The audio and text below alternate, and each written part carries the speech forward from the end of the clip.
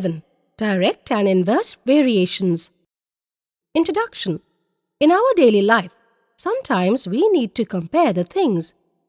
Often, value of one quantity depends on the value of another quantity. If we change the value of one quantity, the value of the other quantity also changes. Suppose you go to market to buy 10 notebooks which cost rupees 65. Now, if you want 6 more notebooks, you have to pay more. Similarly, if you are cycling to school and you wish to reach little early, less time, you will have to increase your speed. We find that variation in one quantity brings a variation in another quantity. Variation. If two quantities depend on each other in such a way that a change in one results in a corresponding change in the other, then the two quantities are said to be in variation.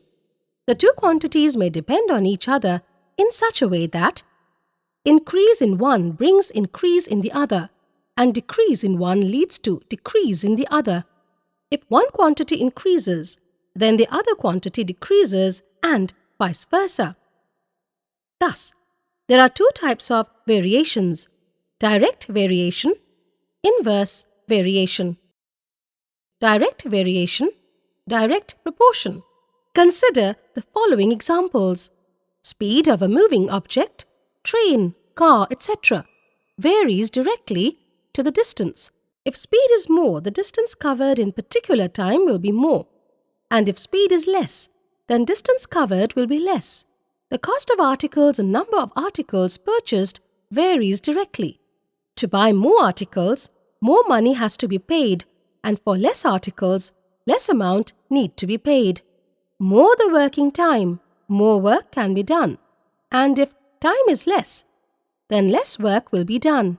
If we put more men at work, then more work will be done in the same time. And less number of men can do less work in the same time. More the number of persons, more the food required.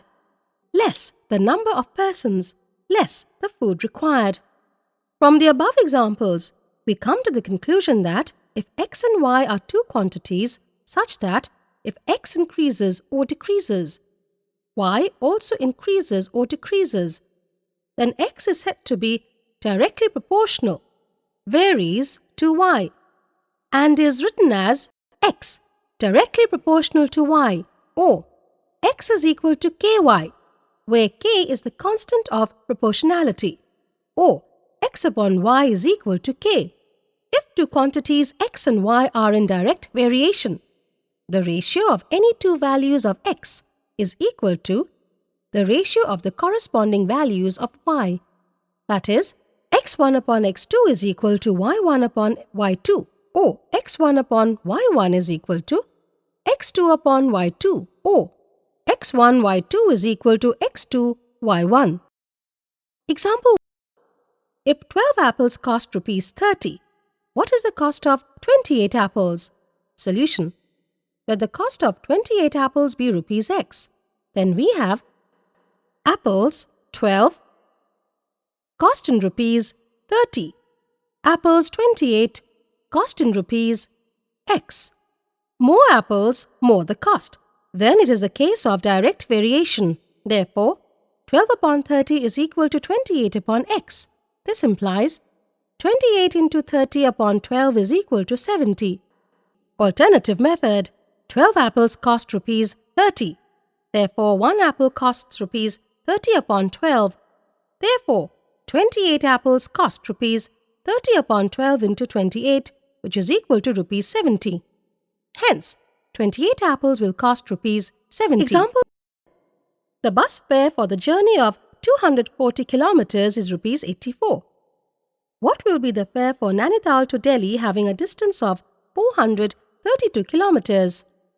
Solution: let the fare for 432 kilometers be rupees x. Distance in kilometers 240, fare in rupees 84. Distance in kilometers 432, fare in rupees x. More the distance, more will be the fare. Therefore, distance covered and fare varies directly. Therefore, 240 upon 84 is equal to 432 upon x. This implies x is equal to 432 into 84 upon 240.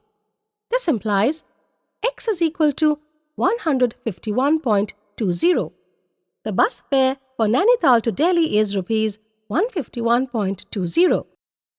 Inverse variation, inverse proportion. If two quantities are such that an increase in the value of one quantity causes the value of the other quantity to decrease and vice versa, then it is said that the two quantities are inversely proportional. If x and y are two quantities which are inversely proportional, then we write x inversely proportional to 1 upon y.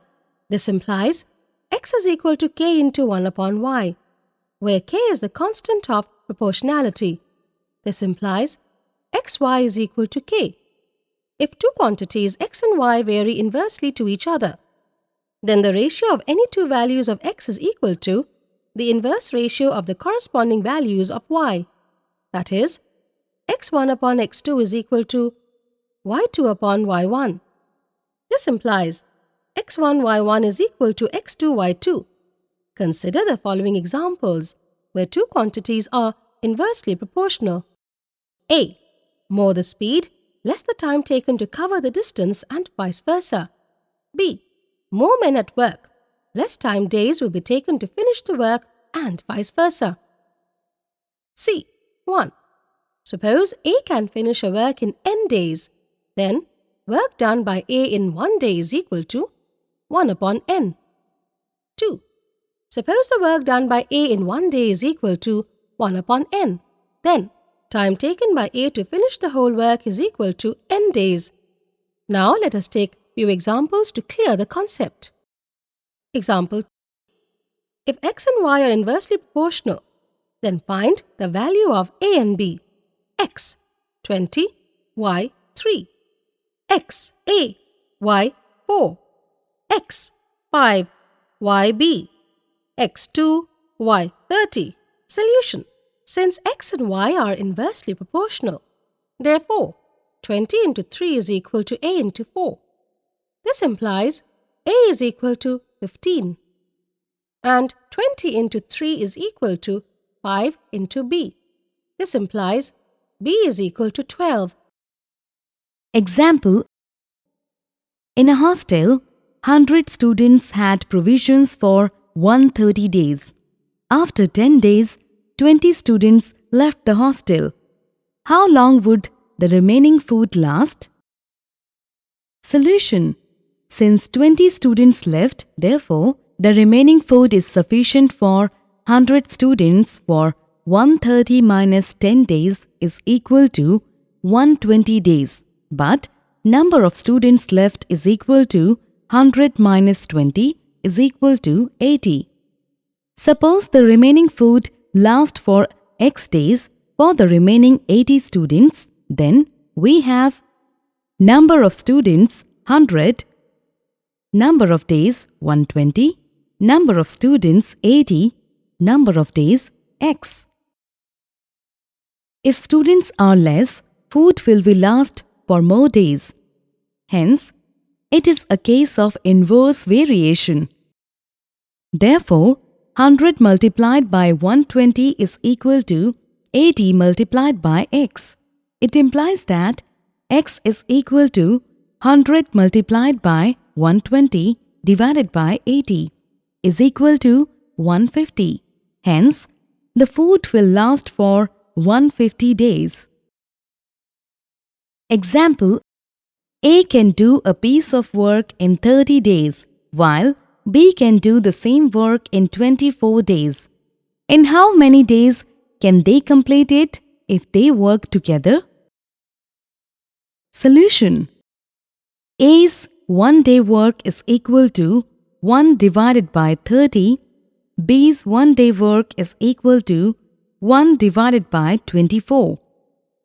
A plus B's 1-day work is equal to 1 divided by 30 plus 1 divided by 24 is equal to 9 divided by 120 is equal to 3 divided by 40. 3 divided by 40, work A and B can do in one day. One work A and B can do in 40 divided by 3 days is equal to 13 multiplied by 1 divided by 3 days. Hence, A and B together can do work in 13 multiplied by 1 divided by 3 days. Example: 10 laborers can repair a road in 15 days. In how many days can 25 laborers repair the same road? Solution: let the required number of days be x. Number of laborers 10. Number of days 15. Number of laborers 25. Number of days x.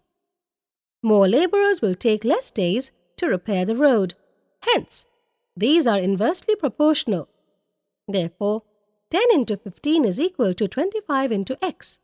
This implies x is equal to 10 into 15 upon 25, which is equal to 6.